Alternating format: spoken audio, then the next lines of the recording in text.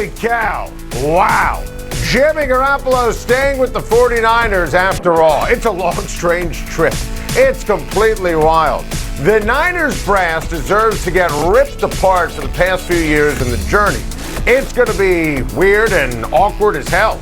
But for the sake of the 2022 San Francisco 49ers, this somehow turned out to be the right move and the only move. Why? It's simple. Because Trey Lance can't play. The San Francisco 49ers are more likely to make a Super Bowl run this year today than they were yesterday. It's that simple. It's wild, but it's true. Like everything when it comes to Jimmy G, who led the 49ers to the Super Bowl during the 2019 season, but missed a wide-open Emmanuel Sanders to win the Super Bowl in February of 2020. Then the Niners foolishly passed on Tom Brady, the greatest of all time, who wanted to sign in his hometown team to finish his majestic career. All-time mistake!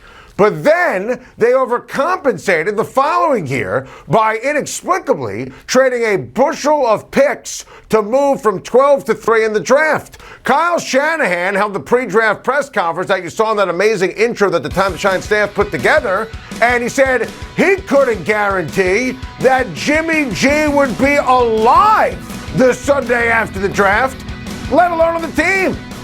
They were trying to kill him off, like in a TV drama. Remember, I begged the 49ers, begged them last year to pick Mac Jones, ready-made, ready to play like Matt Ryan and Kirk Cousins did under Kyle. They picked Trey Lance, great prospect, but they knew this wasn't a secret.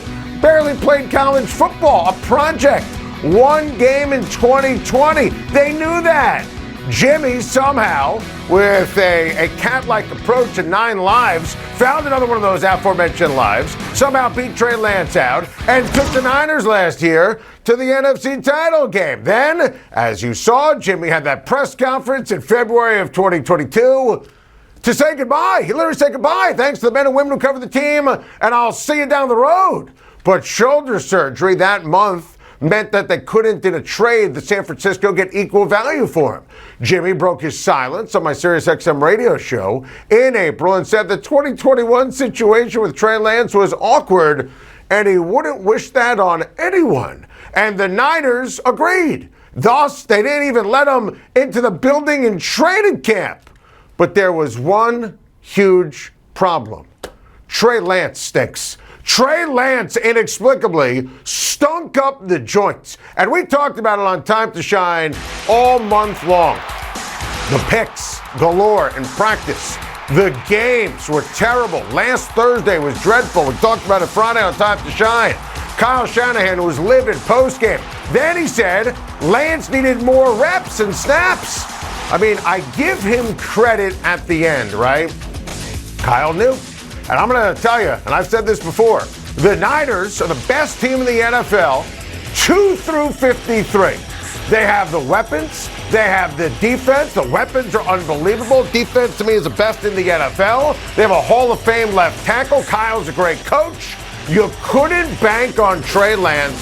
So yesterday, they reworked Jimmy's deal to bring him back to life. It was time for Trey Lance to dance. Sadly, instead of looking like Beyonce, Trey Lance looked like Elaine Bennis. Now, every snap is going to be analyzed here, and make no mistake, Jimmy's going to play. I mean, Jimmy's going to play. Forget the Broncos week 3 of the Rams week 4, right? To me, there's little confidence, and Kyle, he knows it, little confidence that Trey Lance can play well against the lowly Bears or the lowly Seahawks to start the season.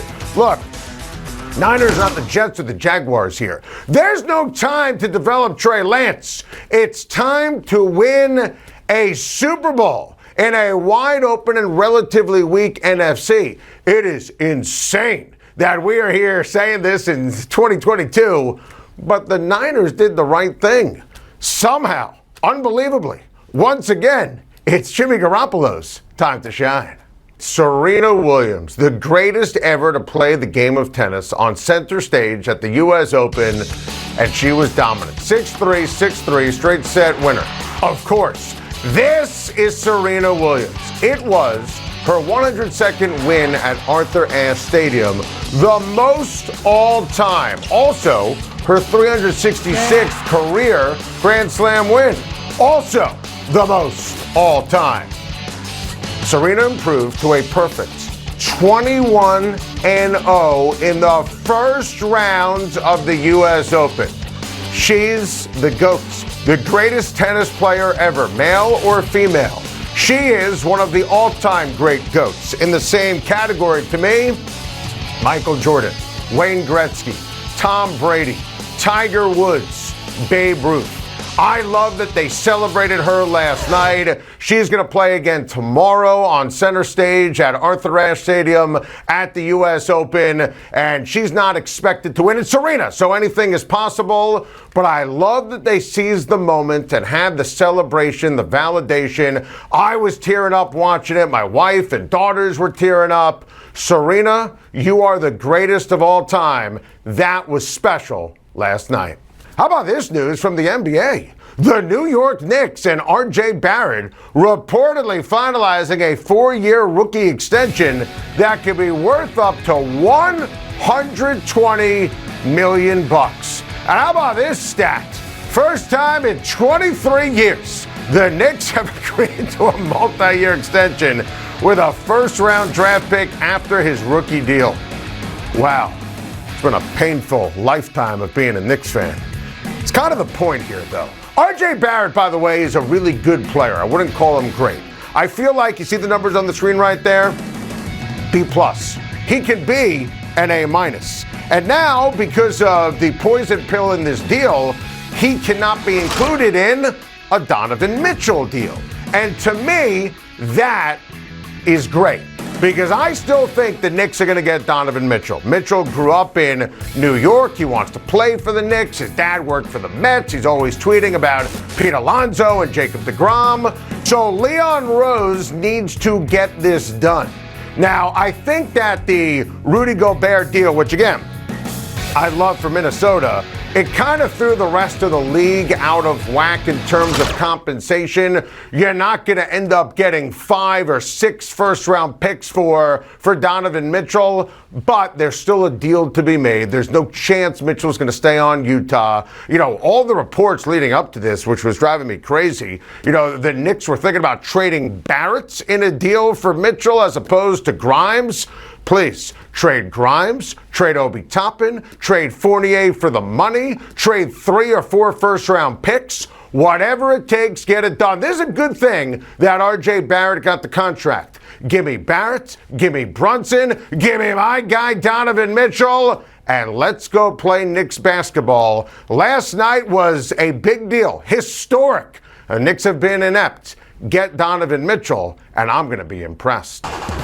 Let's shout out some baseball on a Tuesday. My guy, Aaron Judge, continued his unbelievable march towards history, launching his 50th home run of the season last night against the Angels. This was in a game where he was intentionally walked in a couple of at-bats, and the crowd, a lot of Yankees fans last night in Southern California, everyone was booing Phil Nevin for doing it. I get it.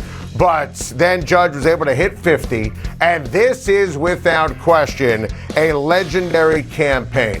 And I'll tell you right here, right now, the MVP is going to get to 62, Yankee record, American League record. This is a season for the ages. Now, on the flip side, shame on me for believing my Yankees are back last week. Shame, shame, shame. Shohei Ohtani. By the way, if you were at that game, you get a little Ohtani, a little Mike Trout, a little Aaron Judge. Shohei Ohtani with a bomb to bust up a 2-2 tie in the 5th, and then with a runner on base in the 9th, Mike Trout makes a play. And take a look at this. The Yankees are only 7 games up on the Rays in the division.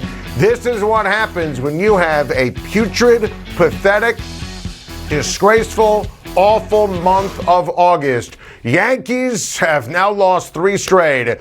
2 to Oakland, 1 last night to Anaheim. That's illegal in most states, starting in California. What a mess. How about what's going on in St. Louis? My guy Albert Pujols belted career home run number 694 last night, now just 6 away from the magic number of 700. That's 8 homers for Albert Pujols in the month of August. Who knew? 2022, this was going to be Albert Pujols' time to shine. It is amazing when you look at Pujols and how he's climbing up the record book. He's one of the all-time greats, right-handed hitters, and yeah, this is stunning, it's unpredictable, and I'm here for it and loving every single second, rooting hard for Albert Pujols to get to 700. Red Sox president Sam Kennedy said he's very comfortable saying that Chief Baseball Officer Chaim Bloom and manager Alex Cora will be back next season.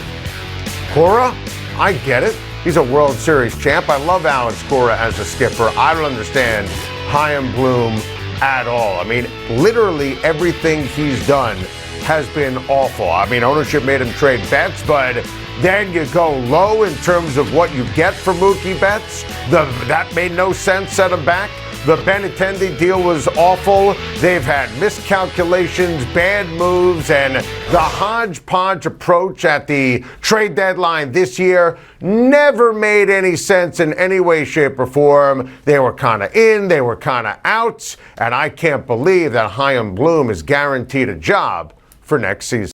Thank you for watching. Please like and subscribe, and don't forget to hit the bell for more videos.